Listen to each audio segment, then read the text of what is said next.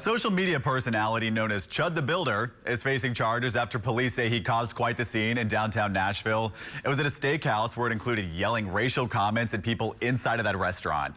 So according to an arrest affidavit, Dalton Eatherly was live streaming Saturday night inside Bob's Steak and Shop, even after staff had already asked him not to record and disrupt dinner. Police say when employees told him to stop streaming, he became loud and started making those racial comments. Investigators also say Eatherly refused to pay his tab after ordering nearly $400 worth of food and drinks. He was arrested and charged with theft, disorderly conduct, and resisting arrest. His bond was set for $5,000.